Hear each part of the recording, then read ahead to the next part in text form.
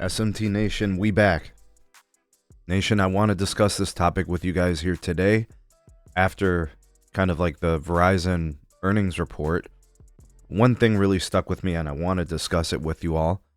And the statement from the CEO, Hans Vestberg, and in some of the disclosures in the commentary, was the possibility, after indicating that fixed wireless is here to stay, Verizon 5G home internet, right? It's here to stay. Speed tiers and then pricing tiers to the service.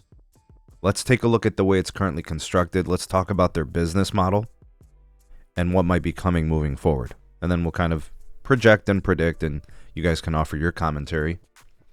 So I invite that into the comment section. All right, I'll go ahead and link the 5G home internet page for you guys as a placeholder.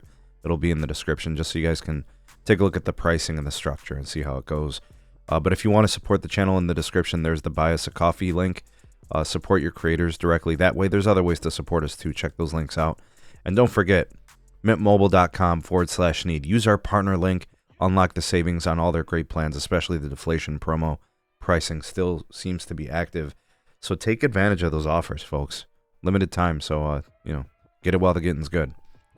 Okay, so fixed wireless access 5G home internet for Verizon is so big for the company that it impacts their regular consumer-grade accounts, like you and me, and then also their business accounts as well. They added over 300,000, fixed wireless access subscribers, like 340 some odd thousand.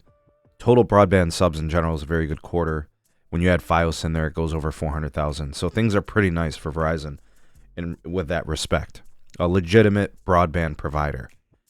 And, so showing all this promise, Hans said, fixed wireless access is here to stay.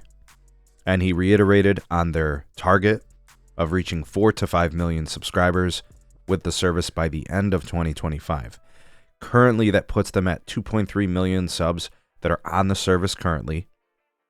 He also indicated that the national promoter scores, the NPS scores, for Fios and fixed wireless access are better than cable.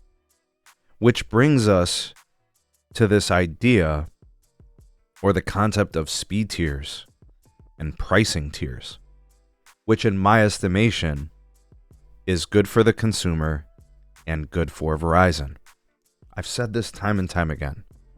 A good business transaction involves two parties winning. The customer wins, and then the business wins. The business makes a good profit margin. They feel good about the product they're selling. They're satisfied with their margins. And then the customer is getting what they're paying for and feels satisfied with the service that they receive. That's a fair exchange. Now, this is all 100% connected to C-band currently.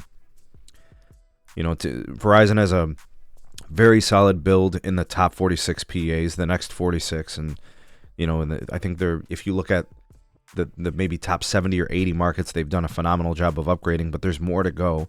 The upgrade rates are high. Those C-band associations lead to success, right? So what Verizon has been able to identify is that with C-band upgrades, they're getting more uptake in wireless and their churn rate is lower. The fixed wireless access uptake is 100% connected to the C-band build. So all these things being considered, you could see why they're spending so much on the network, because it's connected to this growth vector, which leads me to believe that the price hike for the 5G home internet is 100% correlated to the future construct of tiered plans. So how would they go about this? Time to speculate. How would they structure these plans? Well, first of all, home internet needs to be unlimited.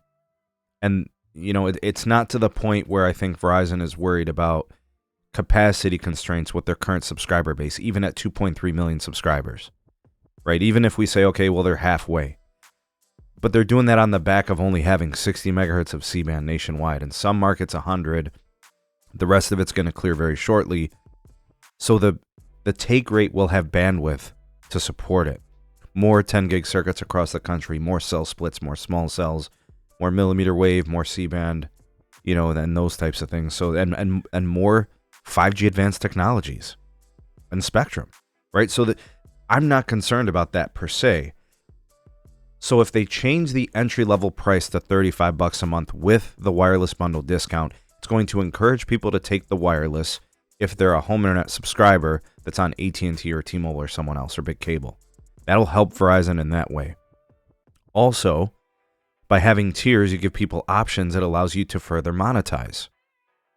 You know, if they have an offer that comes in at $35 and one that comes in at $45, is there one that they can do as an entry-level promotional plan? A new one at $25 that comes in at 100 megabits per second. 100 down, 10 up. They can give it promotional pricing. They could do it for a year.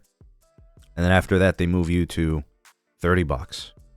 Or they tell you, we got to move you up to the $35 plan, and you get an increase in speed throughput, right? So that way the customer is getting something out of it. The reason I'm presenting speed tiers and price tiers is because that seems to be the indication for Verizon, allowing them to monetize, and then the consumer gets choices to get something better if the pricing structure has to increase, right? So they've got a premium, they've got a middle plan, and a lower entry-level plan. Customers seem to resonate with that anyways. Could they just have a basic and then a premium plan? Absolutely. But folks are looking for ways to monetize the network that they are spending $50 billion on building, right? A dedicated C-band capex of $10 billion. Spectrum that costed them over $40 billion. The more they can monetize, the better, which means giving choices that could potentially allow them to squeeze out an extra 5, 10, 15% in margins and possibly ARPA, right? Getting customer to spend on, a home internet option. So I present this to you with what your ideas are. Number one, the question is, do you think speed tiers and price tiers are going to become a little bit more involved, sophisticated, and distinguishable? Do you guys think that's coming? My second question is, if you believe it is going to happen, how do you think they're going to construct it? Is it going to be price and speed based, or is it going to be usage based? There's a possibility they might say, we're going to start doing this based on gigs of data used, 500 gig or 1 tera or 2 tera, right? Let me know if you think that is the way it's going to go, or if that's even better, right? Let me know what you think that construct is going to be. I'm pretty confident they're moving in this direction. I personally lean towards the speed tier, right? And because they can control how many customers are on the network, and they can look at sectors and how many are on the 300 meg plan versus the 500 meg plan versus the 100 meg plan. And I gave you kind of my idea of how they can construct it with an entry level plan, a mid plan, and a premium plan, right? They could just basically double the speed throughput for each tier, right? What do you guys think? What would the pricing look like? What would the speeds look like? What would the structure look like? And how likely do you think it is to happen? Hashtag Verizon for all the real ones that watch us all the way through. Hashtag 5G if you guys like that one. But comment down below. You are the voice of the people, the SMT Nation. Let your voice be heard.